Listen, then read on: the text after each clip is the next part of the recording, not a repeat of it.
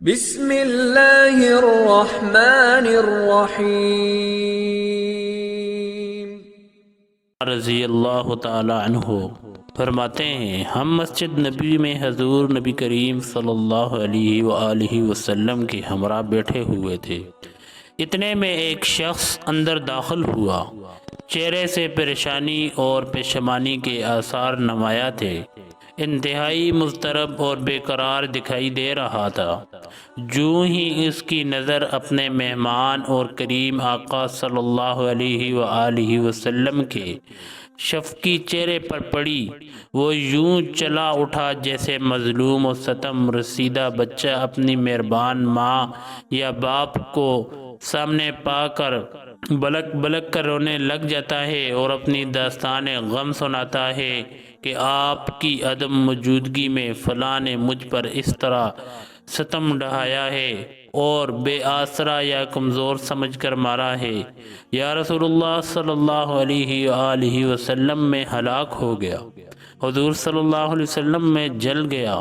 وہ بے اختیار چلایا، اے مسافر اعرابی کیا بات ہے؟ رمضان کے مہینہ میں دن کے وقت روزے کی حالت میں میں اہلیہ کے قریب چلا گیا۔ اب مجھے دوزخ پھاڑ کی طرح منہ کھولے نظر آ رہی ہے۔ میں اس گناونے جرم کی پیدائش میں بڑکتی آگ میں جھونک دیا جاؤں گا۔ مجھے ڈر لگ رہا ہے، حضور صلی اللہ علیہ وآلہ وسلم مجھے اس آگ اور ہلاکت سے بچائیے۔ فرمایا، جس شخص سے یہ گناہ سرزد ہو جائے، قرآن پاک نے اس کی یہ سزا تجویز فرمائی ہے کہ وہ ایک غلام آزاد کرے، لہذا تم ایک غلام آزاد کر دو۔ اس نے دست بستہ عرض کیا، میرے آقا، میرے پاس تو کوئی غلام نہیں ہے۔ فرمایا، اچھا تو پھر 2 مہینے کے روزے رکھو۔ اس نے عرض کیا، حضور صلی اللہ علیہ وسلم اس کی بھی طاقت نہیں ہے۔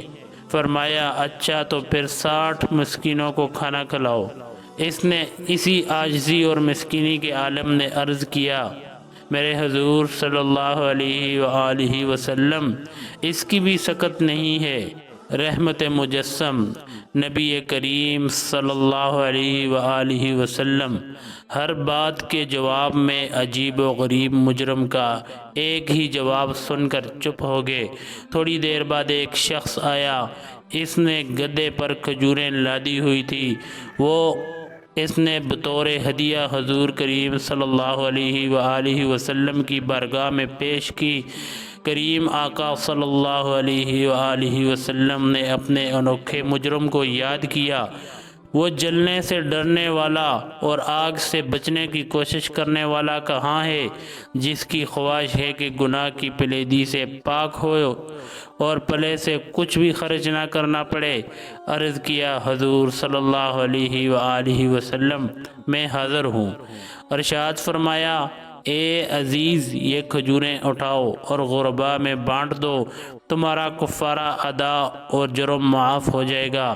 جب اس نے دیکھا کہ دریائے کرم جوش پر ہے اور نبی مکرم صلی اللہ علیہ وآلہ وسلم اپنے خصوصی اختیارات استعمال فرماتے ہوئے غلام آزاد کرنے، 60 مسکینوں کو کھانا کھلانے اور 2 ماہ کے روزے رکھنے کی جگہ کھجوروں کے ساتھ کفارہ ادا کرنے کی ہدایت فرما رہے ہیں، تو وہ